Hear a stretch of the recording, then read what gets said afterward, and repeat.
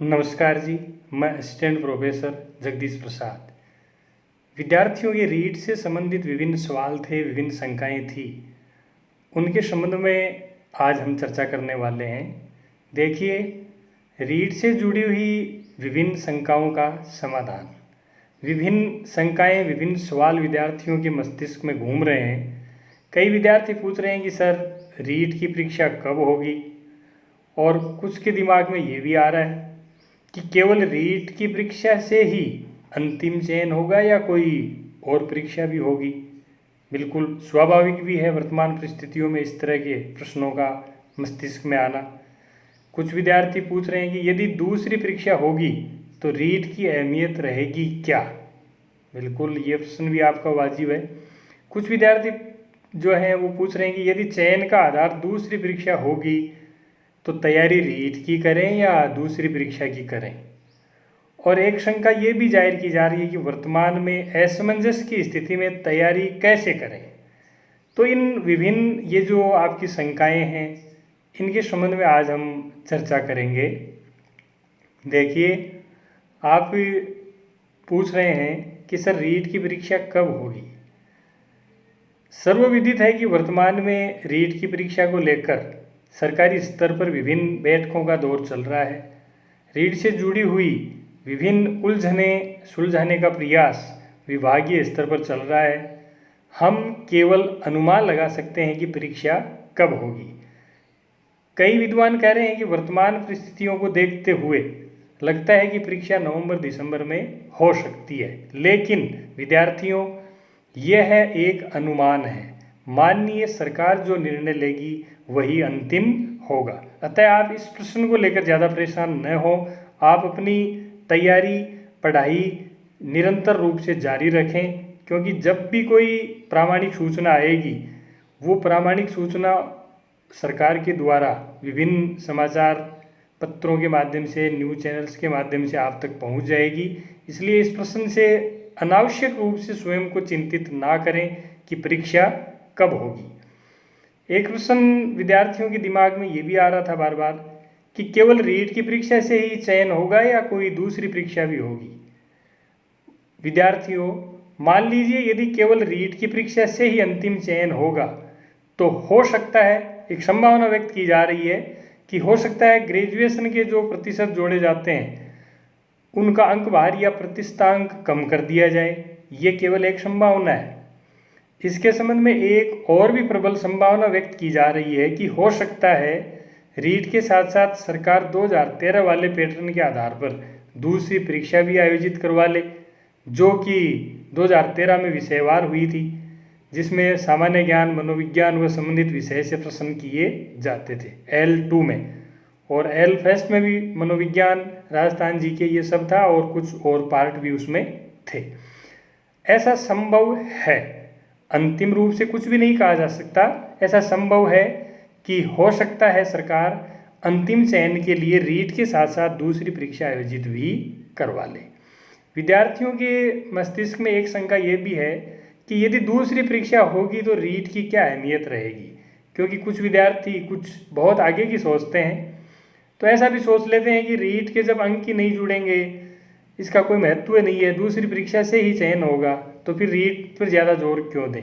देखिए, यदि 2013 वाले पैटर्न को अपनाते हैं तो उसमें अंतिम चयन में मुख्य परीक्षा के साथ साथ आरटेट के प्रतिशतांक भी जोड़े गए थे। इसलिए रीट की अहमियत दूसरी परीक्षा होने पर भी बरकरार रहेगी। अर्थात रीट की तैयारी करना बहुत ही जरूरी है, क्योंकि हो सकता है रीट के आधार पर अंतिम चयन हो जाए, और जैसा कि कुछ विद्वान कयास लगा रहे हैं कि हो सकता है 2013 वाले पैटर्न के आधार पर दूसरी परीक्षा आयोजित हो जाए, तो भी प्रबल संभावना है कि आरटेट के अंक इसमें जोड़े जाएंगे। आप कल्पना करो, यदि रीट के प्रतिशत अंतिम चयन में नहीं भी जोड़े जाएं तो भी रीट की तैयारी दूसरी परीक्षा में भी काम आने वाली है। कैसे? जैसे एक उदाहरण से आप समझ सकते हैं। एक हिंदी का विद्यार्थी रीट की तैयारी अच्छे ढंग से करता है तो उसको दूसरी परीक्षा में भी फायदा होगा। क्यों? क्योंकि हिंदी और साइकोलॉजी दूसरी परीक्षा में भी काम में आएंगी, और राजस्थान का जो जीके वाला पार्ट है वो उसको एक्स्ट्रा पढ़ना पड़ेगा।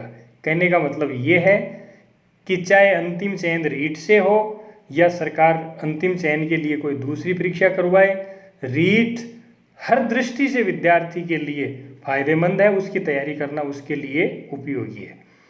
कुछ विद्यार्थियों का प्रश्न था कि यदि दूसरी परीक्षा होगी तो अब हम तैयारी रीट की करें या दूसरी परीक्षा की करें। बात आपकी वाजिब भी है।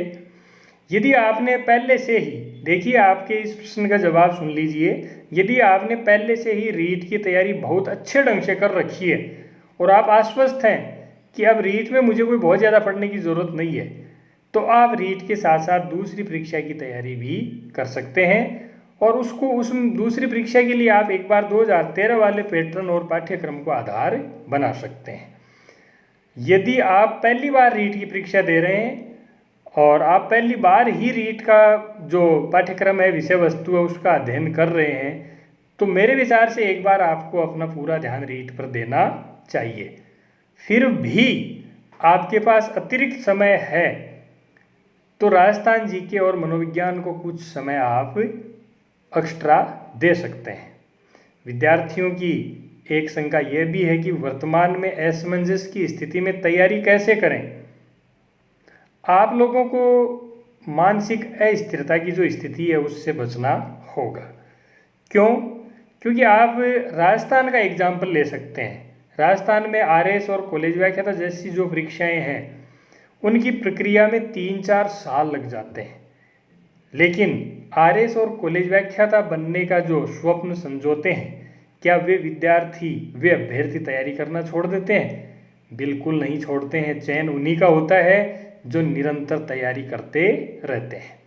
वर्तमान में कुछ अभ्यर्थियों ने अपने प्रयास धीमे कर दिए हैं क्योंकि अभी बैठकों का दौर चल रहा है और कुछ विद्यार्थियों ने स्वयं ही निश्चित कर लिया कि अभी परीक्षा नहीं होगी, बहुत समय लगेगा।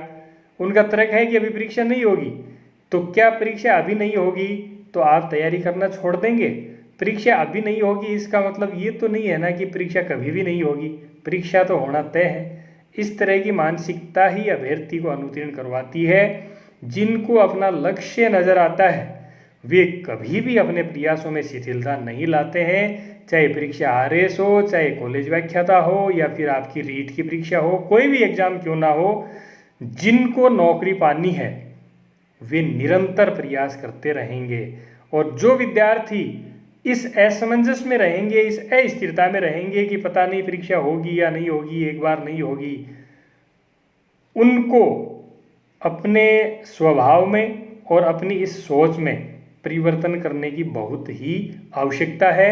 वे इस ढिलाई को, इस आलस्य को छोड़ें और अपनी तैयारी को जारी रखें, क्योंकि चयन उन्हीं का होता है जो निरंतर पढ़ाई करते हैं। और वर्तमान में जो अस्थिरता की स्थिति है, थोड़ी असमंजस की स्थिति है कि परीक्षा कब होगी, इस स्थिति में जो विद्यार्थी पुस्तकों से प्रेम रखेगा, निरंतर पढ़ता रहेगा, चयन उसी का होगा, क्योंकि प्रतिस्पर्धा बहुत ज़्यादा हो गई है और जितना अधिक समय मिलेगा विद्यार्थी में और ज़्यादा निखार आता चला जाएगा और उसका चयन तो होगा ही, उसकी रैंक भी सुधरती चली जाएगी।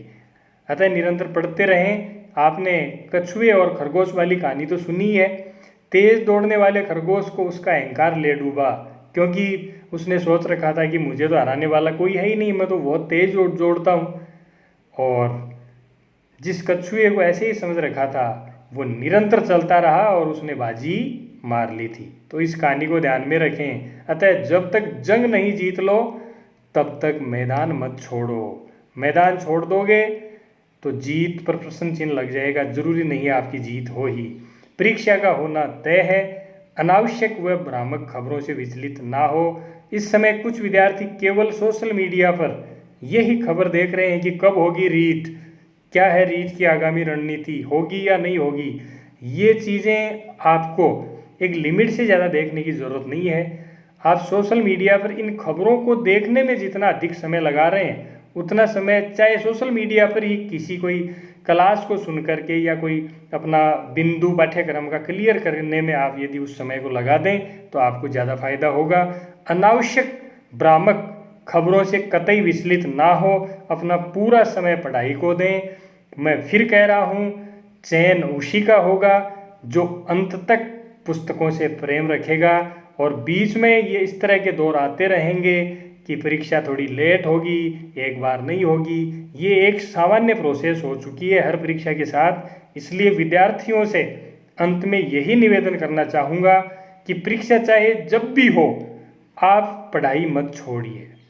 ऐसा मैंने देखा कि कुछ विद्यार्थी यूट्यूब पर या और अन्य कोई ऑनलाइन प्लेटफॉर्म पर पढ़ाई कर रहे थे, उन्होंने पिछले 2-4 दिन से पढ़ाई करना ही छोड़ दिया है, क्योंकि स्वयं ही मन में ये धारणा बैठा ली कि अभी परीक्षा नहीं होगी। ये बिल्कुल गलत सोच रहे हैं आप।